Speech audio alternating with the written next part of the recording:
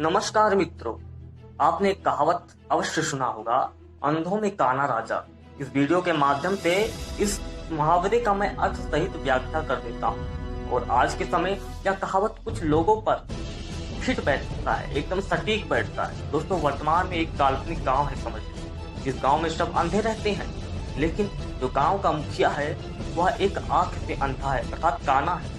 वह काना व्यक्ति अपने अनुयायियों से जो कहता है उसके मानने वाले अनुयायी पत्थर का लकीर समझ लेते हैं। दोस्तों, यदि वह आम को इमली कहता है, अर्थात जो अंधा व्यक्ति है, काना व्यक्ति है, यदि वह आम को इमली कहता है तो सब अंधे झूमकर आम को इमली ही मान लेते हैं, क्योंकि सब तो अंधे हैं। लेकिन यदि कोई बुद्धिमान बुद्धिजीवी मनुष्य आकर कहता है नहीं ये आम है, तो सब मिलकर उसका विरोध करने लगते हैं। दोस्तों, ऐसा ही वर्तमान में हो रहा है।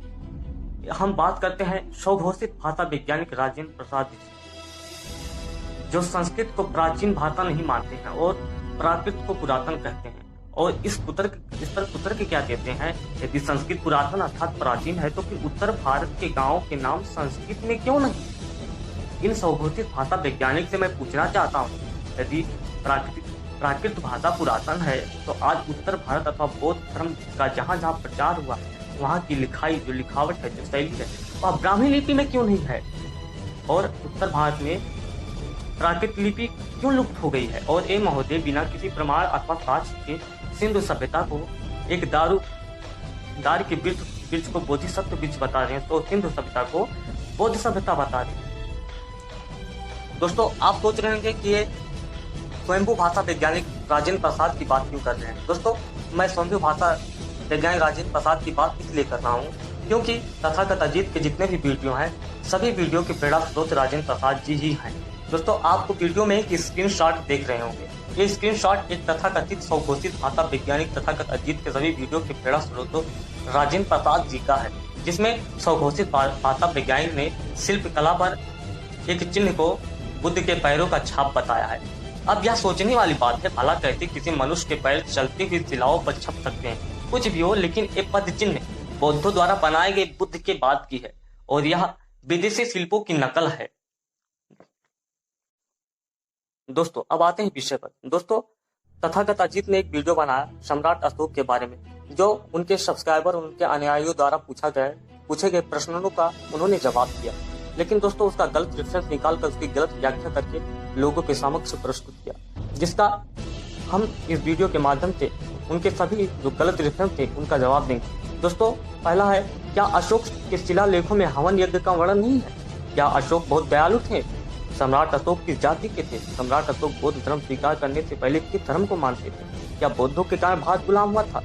दोस्तों, अब हम बताते हैं इसका जो सही अर्थ है। उन्होंने अपने वीडियो को वीडियो में अलग तरह से ही इसको प्रस्तुत किया। दोस्तों, क्या पहले सवाल पे, क्या अशोक के शिलालेखों में हवन यज्ञ का वर्णन नहीं है? दोस्तों, जूनागढ़ के प्रथम शिलालेख में हवन यज्ञ का वर्णन है, जैसे जीवम आर्भिप्ता प्रजोहितव्यम, मतलब मेरे राज्य में प्रजा जीव को मारकर हवन ना करे।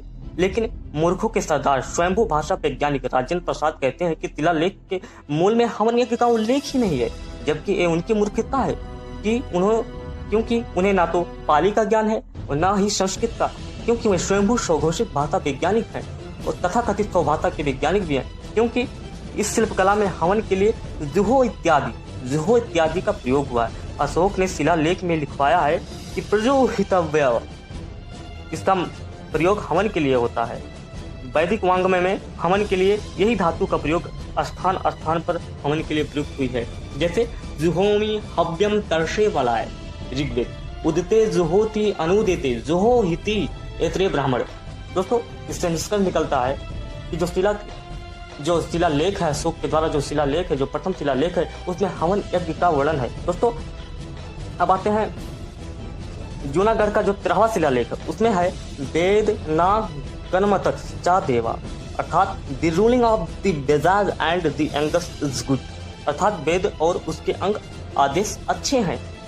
इस लेख को पीटरसन नामक इतिहासकार और लिपियों और शिलालेखों के ज्ञाता ने अपनी पुस्तक Prakrit and Sanskrit in Christian page number 44 में दिया है।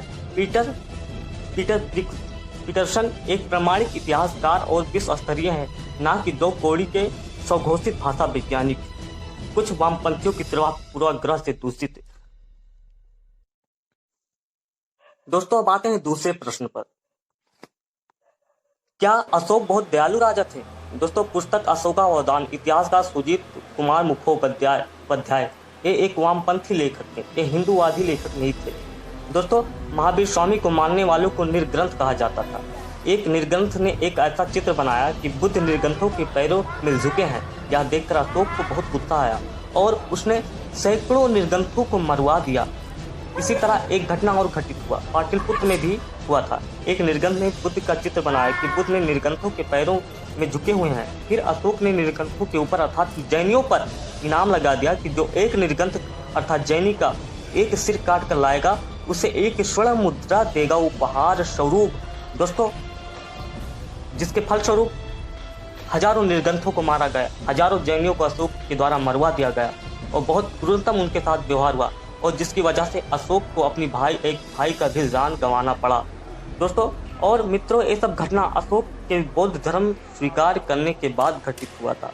वैसे तो अशोक ने बौद्ध धर्म स्वीकार नहीं किया था। दोस्तों अशोक ने सब कुछ बदला लेकिन अपनी क्रूर प्रवृत्ति नहीं बदल सका। दोस्तों इससे सिद्ध होता है कि अशोक बौद्ध धर्म स्वीकार करने के बाद भी क्रूर ही थे, उनके अंदर थोड़ा बहुत चेंजेस हुआ था बस। दोस्तों तीसरे प्रश्न की गलत उत्तर का सही जवाब। सम्राट अशोक और मौर्यों की जाति क्या थी? क्या मौर्यों को पुराणों में शूद्र कहा गया? क्या मौर्य वंशज को पुराणों में शूद्र कहा गया? तो आंखें खोल कर देख लो और कान खोल कर सुन लो दिमाग के अंदर। मैं श्लोक सहित अर्थ बता दे रहा हूँ। बताओ कौन से पुराण अथवा बौद्ध ग्रंथों में शूद्र अथवा समर्ण शब्द आया है? बल्कि जिस चाणक्य को तुम सावन के अंधे लोग काल्पनिक कहते हो उनका जिक्र भी बौद्ध ग्रंथ महावंश में आया है। नवाम घनानंदा तम घातित्वा जड़द कोधसा सकल जम्बुदीपस्मि रजे समीपस्मि महावंश में मौर्यान खत्यान वसजात श्रीधरा चंद्रगुप्तोति पंचात चड़को तथो। दोस्तों बहुत से लोग कहते हैं कि जो क्षत्रिय शब्द है या खेती करने वाले को कहा जाता है, लेकिन दोस्तों खेती करने वाले को अगर खेती करने वाले के लिए क्षत्रिय शब्द का प्रयोग होता तो यह किसान वर्ग में आता, लेकिन यहाँ मौर्य वंश और क्षत्रिय जाति है, यानी मौर्यान खत्यान वस जात, यानी मौर्य वंश में और क्षत्रिय जात में यहाँ पर जाति का भी वर्णन है बौद्ध धर्म ग्रंथ महावंश में। इससे संदर्भ है, इससे निष्कर्ष निकलता है जो अशोक की जाति थी वह क्षत्रिय थी। अब मैं इसका हिंदी में अर्थ बता दे रहा हूँ। मौर्य वंश नाम के क्षत्रिय जाति में उत्पन्न श्री चंद्रगुप्त को चाणक्य नामक ब्राह्मण ने 9वें घनानंद को चंद्रगुप्त के हाथों मरवा कर संपूर्ण जम्बूद्वीप का राजा अभिषिक्त किया। दोस्तों बौद्ध धर्म ग्रंथों के अनुसार ही सिद्ध हो रहा है कि जो सम्राट अशोक थे वह क्षत्रिय जाति के थे, ना सम्राट थे। चौथे प्रश्न का गलत उत्तर का सही जवाब। दोस्तों सम्राट अशोक बौद्ध धर्म के अपनाने से पहले कौन सा धर्म मानते थे? दोस्तों पहली बात, सम्राट अशोक ने बौद्ध धर्म स्वीकार ही नहीं किया था, क्योंकि जो सम्राट अशोक का जो शिलालेख है वहां पर 2 ही शब्द आया है, समरण ब्राह्मण। तो समरण का मतलब होता है दोस्तों श्रम करने वाला, मेहनत करने वाला। वेदों में बताया गया है तपसे शूद्रम, यानी कठिनता से मेहनत करने वाला, कठिन मेहनत करने वाला, तप करने वाला। इसीलिए जो समरण शब्द है वही शूद्र के रूप में प्रयुक्त हुआ है बौद्ध धर्म ग्रंथ में। और दोस्तों अब हम बताते हैं कि सम्राट अशोक ने बौद्ध धर्म स्वीकार ही नहीं किया था। दोस्तों सुत्त निपात 292 में लिखा है विद्वा चा चे वेदे समेश से चा धम्मम ना उच्च गच्छति भूरी बंधो, यानी जो विद्वान वेदों द्वारा ज्ञान प्राप्त करता है उसकी आस्था डामाडोल नहीं होती है। वेदक ब्राह्मणा की प्रशंसा में बुद्ध कहते हैं या ब्राह्मण वेदगु अभिज्ञा अकिंच ता मा भवे असत्य अश्रद्धा ही सो ओद मिमम अतारि तिन्नोचा पार अखिलो अंक को, अर्थात जिनमें उस वेदक ब्राह्मण को जान लिया है, जिसके पास कुछ नहीं, जो संसारिक कामनाओं से आसक्त नहीं है, वह आकांक्षा रहित सचमुच इस संसार सागर को पार कर जाता है। तथा अहम तथागत 3 वेदानाम पारगु, यानी अर्थात मैं तथागत 3 वेदों में पारंगत हूँ। दोस्तों विचार करने से आप पता चलता है कि बुद्ध, वेद, आर्य, ब्राह्मण सभी के प्रति श्रद्धा रखते थे। वह जन्मना जाति की व्यवस्था के विरोधी थे, परंतु कर्मणा व्यवस्था के पक्षधर थे। दोस्तों जब बुद्ध ने जब सनातन धर्म का त्याग नहीं किया, वैदिक धर्म का त्याग नहीं किया, तो सम्राट अशोक भला क्यों बौद्ध धर्म स्वीकार करेंगे, जब बौद्ध धर्म ग्रंथों के 82,000 सूत्रों में बौद्ध शब्द बौद्ध धर्म का वर्णन ही नहीं। लेकिन दोस्तों सवाल यह उठता है कि बौद्ध मत वेद और ब्राह्मण विरोधी क्यों हो गया। यदि बुद्ध वेद आदि शास्त्र पढ़े थे, लेकिन परंतु वेदों की गहन जानकारी बुद्ध को नहीं थी। उन दिनों वेदों के नाम पर कथित ब्राह्मण जो स्वयं को वेदों के अनुसार अनार व दस्यु बन गए थे, मांसाहार, पशु बलि आदि पापों को बढ़ावा दे रहे थे। गौतम बुद्ध महर्षि दयानंद की तरह नकली ब्राह्मणों से शास्त्रार्थ नहीं कर सकते थे, इसलिए वे मौन हो जाते थे। इस प्रकार कुछ यूट्यूब चैनल और संगठन ही भगवान बुद्ध के विचारों की हत्या करते हैं, वेदों का तिरस्कार करते हैं। तथा कथित नकली बौद्ध ही नहीं, कुछ कथित पिछड़े भी आर्य, वेद, ब्राह्मण, क्षत्रिय, वैश्य आदि के विरुद्ध भड़काकर उन्हें बौद्ध मत अपनाने की प्रेरणा दे रहे हैं। लेकिन बुद्ध ने अपने 82,000 सूत्रों में बौद्ध धर्म का वर्णन नहीं किया है। वहीं नकली बौद्ध और स्वघोषित भाषा वैज्ञानिक बने लोग इस न बुद्ध को समझते हैं और न ही वेदादि आदि शास्त्रों को, बल्कि विदेशी षड्यंत्रकारियों के षड्यंत्र में फंसे कठपुतली की तरह की भांति नृत्य करते रहते हैं। इसलिए आप सावधान हो जाइए। 5वें प्रश्न के गलत उत्तर का सही जवाब, क्या बौद्धों की वजह से भारत गुलाम हुआ था? दोस्तों यह तो हम स्पष्ट रूप से नहीं कह सकते हैं कि भारत की गुलामी में केवल बौद्धों का योगदान था। कुछ कथित ब्राह्मणों की जातिवादी मानसिकता की वजह से भी भारत गुलाम हुआ दोस्तों, लेकिन कुछ हद तक बौद्धों की वजह से भी भारत गुलाम हुआ। जब मोहम्मद बिन कासिम ने सिर्फ 3,000 सैनिकों के साथ अफगानिस्तान और सिंध पर आक्रमण किया, तब बौद्धों ने राजा दाहिर का साथ न देकर, बप्पा रावल का साथ न देकर कुछ तो जान बचाने के लिए मोहम्मद बिन कासिम का गुप्तचर बन गए, और कुछ बौद्धों ने अहिंसा की नीति का पालन करते हुए हार मान ली। गुलामी का एक कारण जातियों में बटे हिंदुओं का रहना था। केवल 5% क्षत्रिय युद्ध लड़ते थे और बाकी काबिल लोग युद्ध लड़ने का अधिकार कुछ ब्राह्मणवादी सोच ने छीन लिया था। अर्थात इससे पता चलता है कि जो भारत की गुलामी में सभी लोगों का योगदान था, बौद्ध का भी, कुछ कथित ब्राह्मणों का भी, जो जातियों में बटे थे, जिनकी जातिवादी सोच और मानसिकता ने भी भारत को गुलाम किया।